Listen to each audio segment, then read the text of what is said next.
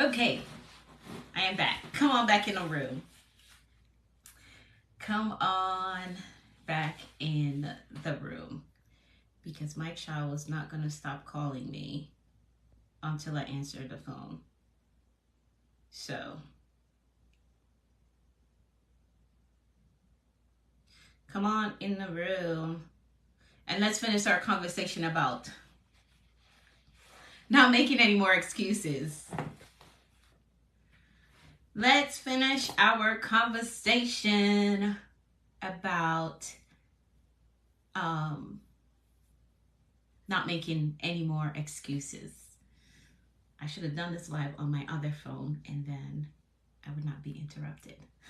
But come in the room. I'm going to go over my notes really quickly. Then I'm going to hop right into the reading portion. I'm going to read a little bit from my book. And then I got to go. All right. So we're talking about the cost of excuses. The cost of excuses. So here's the thing that you need to know. Excuses leads to missed opportunities, which leads to regret. And that effect of regret, it trickles down to the next generation behind you. All right. So it's bigger than just saying, oh, I can't do this because I don't have the resources. Oh, I can't go there because I don't have what it takes to go there. So your excuses is bigger than just in the moment when you're coming up with some sort of reason as to why you can't jump at the opportunity, right? So excuses leads to missed opportunities, which then leads to regret, and the effects of regret trickles down to the next generation. So the cost of excuses does not have a dollar value per se because of its generational impact, right? So if you're making an excuse and saying, oh, I can't afford to take that class, well, can you afford to continue struggling at the educational level that you're at? Can you afford that? So this is where generational impact comes into play, right? You're saying, I can't afford to take the class. Can you afford to stay at the same educational level that you're at, making the same income, not being able to do the things that you want to do for your kids? This is how excuses, because that's an excuse, you saying that you can't afford.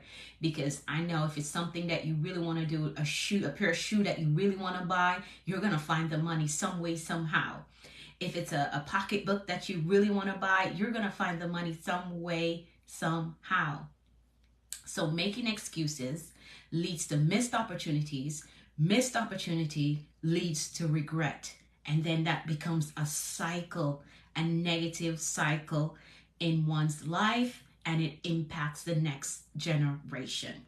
So there's not really a dollar value that you can put to the cost of excuses, but just know that it impacts generations. So you want to get out of the cycle of making excuses. Get out of it. All right, so I'm going to read for you. Again, I'm reading from my book. A little bit I'm going to read from it for you, The Global Bedroom Move, or you could just put my name in on Amazon, Anika V. Brown, and you'll get this book. It's a real easy read. So I'm reading from chapter 4, The Discipline Builder. Chapter 4, The Discipline Builder, but the subtitle for this portion that I'm going to read, it says Run the Zone. I want you to run the zone. Take the opportunity and run with it. Don't make any excuses, right? There's something great waiting on you at that, what do they call the pole? I guess the goal? End zone? I don't know. But yeah, run the zone. Don't make excuses. Grab the ball and go. Run the zone. All right? So here's what I'm going to read for you. And then I'm going to share something major that I did in my life that helped me to get out of the cycle of regret, out of the cycle of making excuses. All right? So that I can maximize and take on every opportunity that I get. All right? So Run the Zone is the subtitle for this. And again, I'm reading from chapter 4, The Discipline Builder, in my book. So it says this: a part of being the discipline builder is that you have to get uncomfortable. The place of excuse is comfortable, but you have to get uncomfortable. Yes, you have to get out of the comfort zone. You have to do the thing that you know you should do, but you do not want to do it. And that is discipline in its simplest form, simplest definition. Is doing the thing that you don't want to do, but you know you should do it. That's discipline, self-discipline in its simplest form. But look at it this way. This is your big opportunity to dream bigger and go harder. This is your opportunity to chart your own path, deciding for yourself what an effective life looks and feel like, maximizing every opportunity to hit that builder's goal. You may be thinking, man, it is so hard to be disciplined. Yes, I know it is. But here's a simple fact for you. It only takes one strong reason for you to get started and stay disciplined. One strong reason for you to get started and stay disciplined. Again, I just read a portion of my book, The Global Bedroom Move. You can grab a copy of it on Amazon. It is a really easy read, very easy read, but the information in it is valuable for those of you who have a dream that you want to chase, that you want to build, that you know this dream is going to impact the next generation, what you're building or what you want to build, your vision, your life purpose is going to impact the next generation. So you can't afford to make excuses right now. You can't afford to make excuses. My goodness, we're already in September. Pretty soon we'll be saying Merry Christmas. So if you have something on your vision board that you haven't even started working on, go get the book so you can get some practical steps to start working on all that stuff that you have on your vision board. All right? But today we're focusing on getting rid of excuses because the cost is very high. It's not just about in the moment where you say, oh, I can't do it because. No, there's a generational impact that is connected to that statement that you make in the moment. All right? So here's one of the things that I do, but that I have done to get out of the cycle of regret, to get out of the cycle of making excuses, because I know there is more to me, there's more to my life, there's more that I have to do. What I did was that I got a life model, right? So one of the major things that helped me and in my pursuit for success, in my pursuit for dream fulfillment is that I got a life model. Let's talk about the life model. So my life model is Dr. Myles Munroe. I know he's not alive right now. No, he's not. And again, though he's no longer around, everything about his life inspired me to go harder and go higher. And that's what you want your life model to do for you. Everything about his life. Dr. Myles Munroe, I know most of you probably know him. But everything about his life inspired me to go higher and go harder. So you need a life model. You're not copying, but you need someone who's doing something that you know that is your life purpose, that is your dream, and you're going to pay attention to them. All right? So if you find that you are constantly making excuses and you're missing opportunities, and then you get into that cycle of regret, saying, man, I wish I had done that. I wish I had taken that class. I wish I had gone to that conference. I wish I had listened to that person that was sharing nuggets or sharing life principles. I wish I had done that. My life would have been in a different place right now. I would have been able to do this, this, and this for my kids. If you find that you've been in that place, or you are in that place right now, you need to find you a life model. find you a life model. And here are the things that you're going to pay attention to. I'm going to share 2 things with you that you need to pay attention to when you have identified this life model. Again, mine is Dr. Myles Munroe. No, he's no longer around. But like I said, everything about his life inspires me to go higher and to go harder and not make excuses. Not make excuses. So you're going to find you a life model, and then you're going to look into what their success practices are. Find out, because they tell it all the time. All these successful people out there, I'm sure that at some point, if you go through YouTube or Google or whatever, at some point, they share at least one thing that they do that helps them on their success journey. So you're going to find a life model, somebody who is doing something or has done something that you aspire to do. Then you're going to look into what their success practices are. With Dr. Myles Munroe, he read 4 books every month. That was one of his thing for success. He read 4 books every month. Though I'm not yet at 4, but I'm constantly reading. And what reading has done to my life, I can't put a price on it. I can't. So my life model, Dr. Myles Munroe, one of the success practices that he did was to read 4 books every month.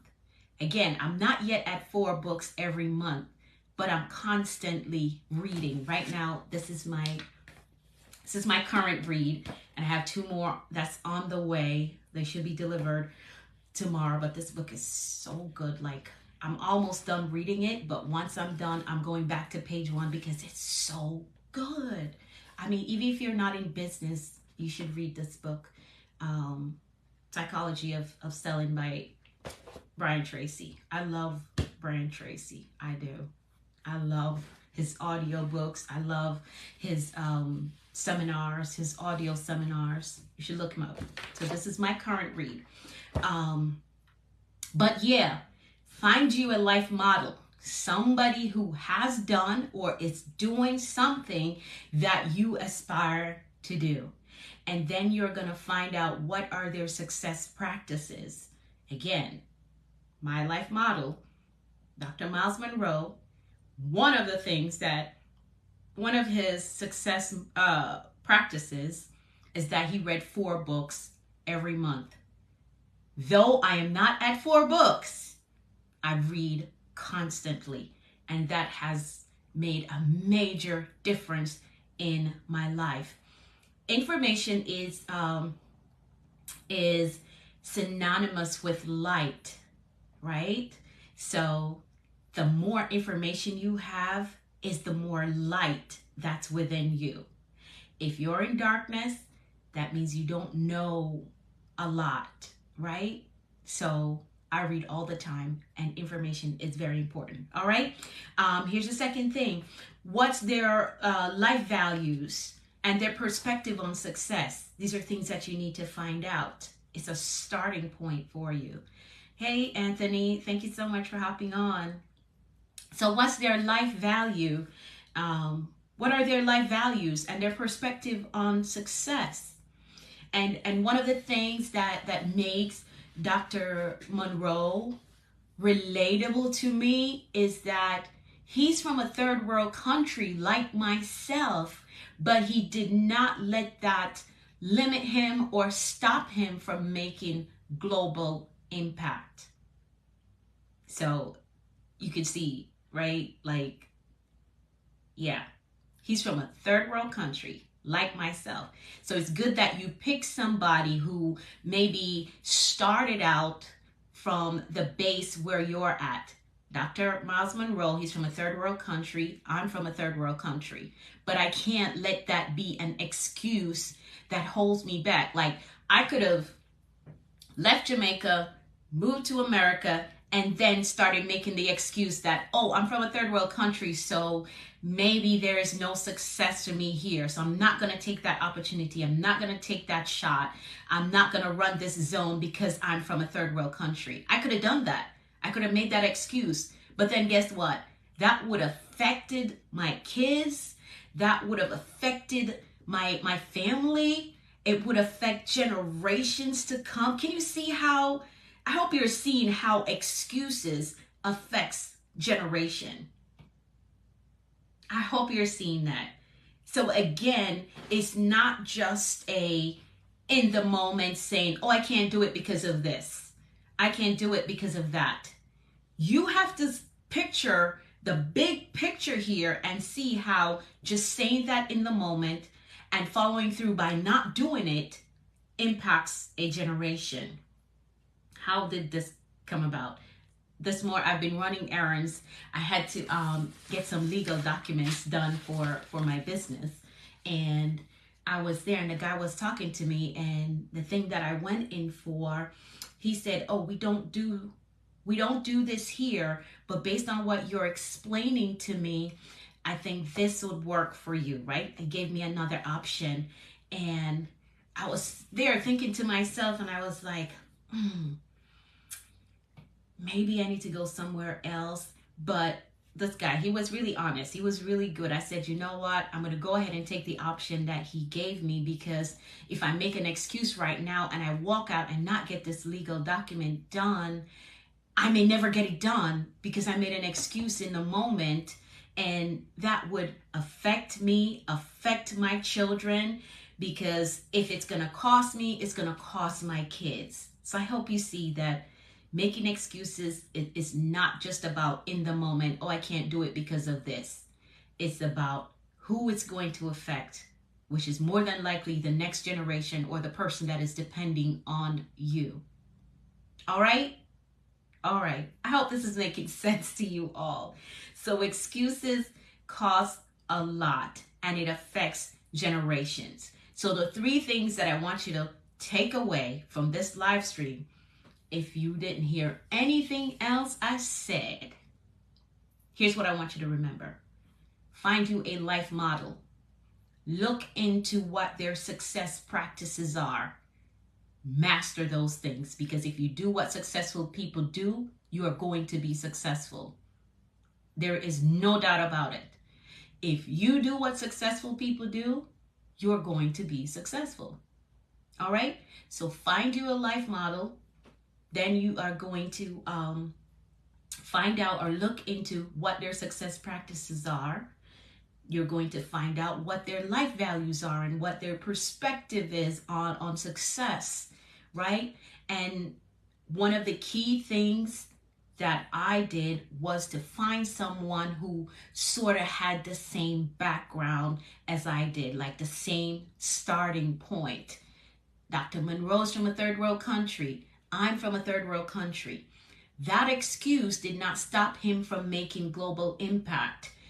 That excuse did not stop me from making global impact, because I could have said, I'm from a third world country.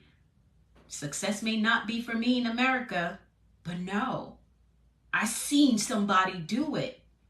I seen somebody from a third world country make global impact. So, of course, I can do it too. I just need to find out, what did they do? And what are the price that they had to pay to accomplish what they did? The price may be in time. Like I said, Dr. Monroe reads 4 books every month.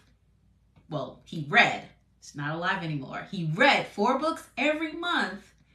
That's a price. That took time. It took discipline. Like we read in chapter 4, The Discipline Builder. That took discipline to read 4 books every month. That took discipline. So there's a price to pay. So find out what the price is and you pay the price. You pay the price. Though I love reading, I'm sitting down and I'm reading 2-3 hours every day. Like, that's a price to pay.